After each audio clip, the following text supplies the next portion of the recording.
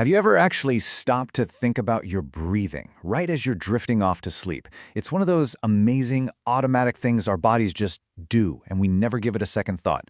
But what happens when that automatic process goes wrong? Today, we're going to dive into the hidden world of sleep breathing disorders. See, normally it's like a perfect symphony, right? Your brain, your body are working together flawlessly, keeping you breathing nice and steady all night long. But what if that symphony hits a really sour note? What happens when that delicate harmony just chatters? Because, sometimes that super reliable automatic process hits a snag. Signals can get crossed, pathways might get blocked, and all of a sudden, breathing isn't this unconscious reflex anymore. It becomes a struggle. And this brings us to what are officially called sleep-related breathing disorders. It's kind of an umbrella term. In the DSM-5, it's also called a breathing-related sleep disorder. Basically, it covers a bunch of conditions where your breathing gets seriously interrupted while you're asleep. And we're not just talking about a little hiccup here and there. This can happen over and over all night long. So how exactly does our breathing go off the rails? Well, while the whole topic might sound really complex, it actually boils down to just 3 distinct types of problems. And here they are. First, you've got obstructive sleep apnea, which you'll hear called OSA. Second is central sleep apnea, or CSA. And third, there's sleep-related hypoventilation. Now, they might all sound kind of similar, but the reason behind each one is completely different. So let's break them down. We're going to start with the one you've probably heard of, the most common of the bunch. Obstructive sleep apnea. And that word, obstructive, well, it gives us a massive clue about what's really going on here. I want you to think of it like a garden hose that's been pinched. The water, or in this case the air, really wants to get through, and your body is trying its absolute best to breathe. But there's a physical blockage in the way, usually because the soft tissues in your throat relaxed a little too much and literally close off the airway. It's pretty much a plumbing problem.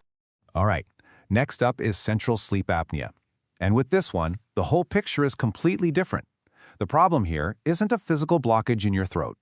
Nope, the issue is with the main command center, your brain. Think about it like your Wi-Fi signal just dropping out. The internet is still on, the router's working, but your laptop isn't getting the message. That's pretty much central sleep apnea. Your airway is wide open, totally clear, but your brain just forgets to send the breathe now signal to your muscles. So this isn't a plumbing problem, it's a communication problem. And finally, we've got our third category.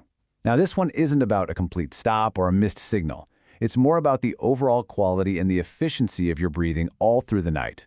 This is just like when your phone switches itself to low power mode. It's still on, sure, but it's not working at full capacity. With sleep-related hypoventilation, the body's breathing system basically does the same thing. The breaths just become too slow or way too shallow, which means you're not getting enough oxygen in and too much carbon dioxide is building up. Okay, so we've looked at a physical blockage, a brain signal failure, and a general system slowdown. Let's put them all side by side to make the differences totally crystal clear. So here they are, all lined up. You've got OSA, our pinched hose problem.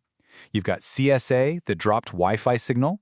And then sleep-related hypoventilation, the low power mode. And you can see that even though they all mess with your sleep, the root causes are from completely different worlds. And this distinction? It is everything. Why? Well, because you can't fix a communication problem with a plumbing solution, right? Figuring out whether it's a blockage, a signal failure, or a power issue is the absolute first step toward finding the right way to deal with it. Which, leaves us with one final thought. We often just dismiss snoring as, an annoying sound. But now that we know what can actually go wrong, a physical blockage, a missed signal from the brain, a whole system slowdown, it kind of makes you wonder, doesn't it? The next time you hear someone snoring, are you just going to hear a sound or a potential clue that there might be something more going on?